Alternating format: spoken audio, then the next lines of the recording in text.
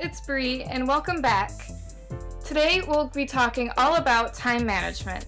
Are you someone who constantly uses the excuse, but I don't have the time?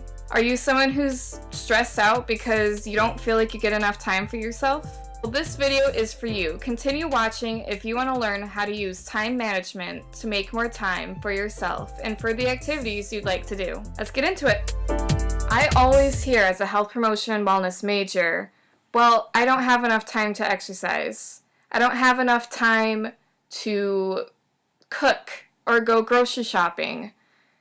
And then on the other side of things, for mental health, people will say, I don't have enough time to do things that I actually like. I learned about time management in a class about stress. We originally discussed the idea when we talked about taking one day out of the month to set aside for ourselves. This day would be the kind of day where you would treat yourself. Lucky for you, I've gone through this process, and I'm going to share with you my tips on how to make more time.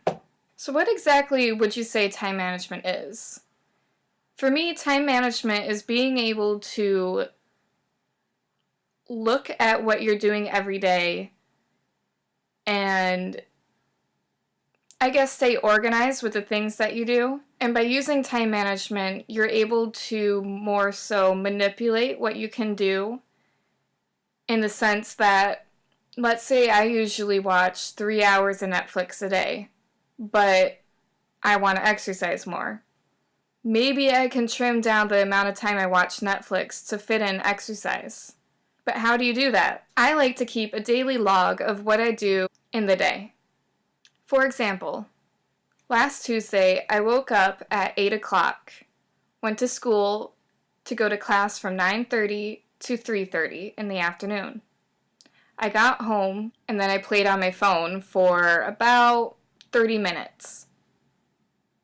After that, I made some lunch while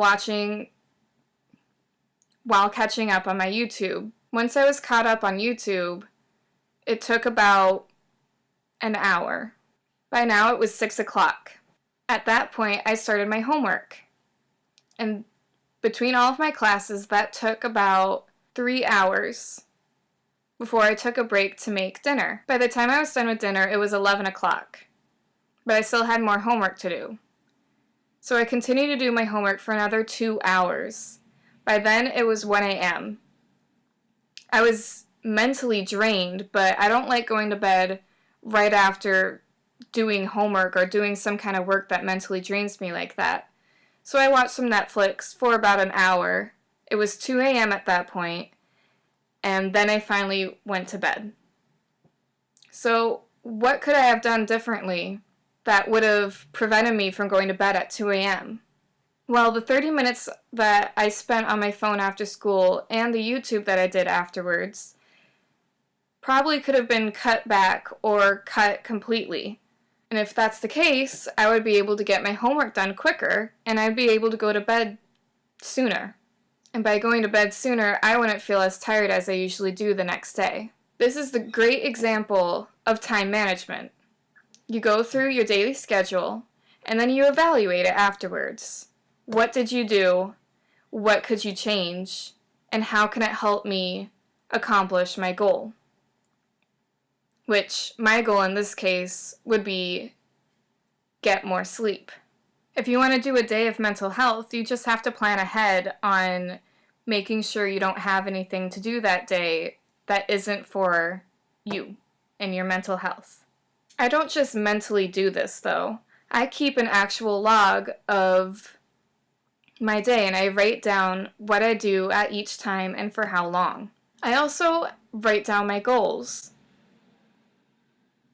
of what I want to make time for. This can be just physically writing it down on the paper, or a sticky note, or creating a vision board, but make sure it's in a place that you can see, so you can constantly have it in your head that that's my goal, that's what I'm going to do, I'm going to accomplish it. I do both short-term and long-term. Short-term goals are something that I can accomplish within the next week or month.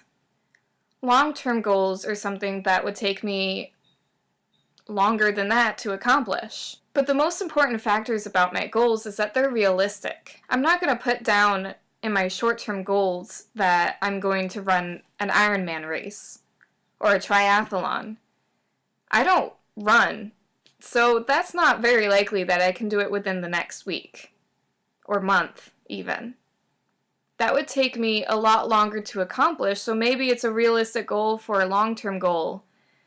But I also have to be honest with myself. At least right now, running something like that isn't what I want to do, so realistically it probably isn't a long-term goal for me either. An example of realistic goals would be short-term, getting a gym membership and start going to the gym. Long-term, going to the gym 5 times a week. But do I have the time for it? Let's look at my daily schedule again. Those 30 minutes and the hour on YouTube, I could have done my exercising. So yes, it is possible for me to set aside time to exercise. And I'm sure a lot of you out there could do the same thing. This is what I do, but how can I help you do the same thing? Well, I've created a PDF that you can download. It's in the description below, so check it out. In the PDF, you will see that I created 3 different things. Your goals, a daily schedule that you can write everything down in, and evaluation, so you can physically write down and think about what you can do differently in your day to set aside time for those goals. A number of you may be coming here from the Health Promotion and Wellness program at SUNY Oswego for faculty and staff. This will be a great tool to help you be able to set aside time to do some of these videos that you'll be seeing, whether it's eating healthier, exercising, or managing your stress. I also created a blog post on this subject if you'd like to read about it. That also will be linked in the description down below. So check it out. If you have any questions, let me know down in the comments and I will reply to them and get back to you. Feeling stressed?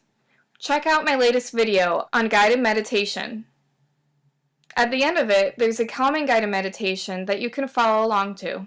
Thanks for watching and have a great day. Bye!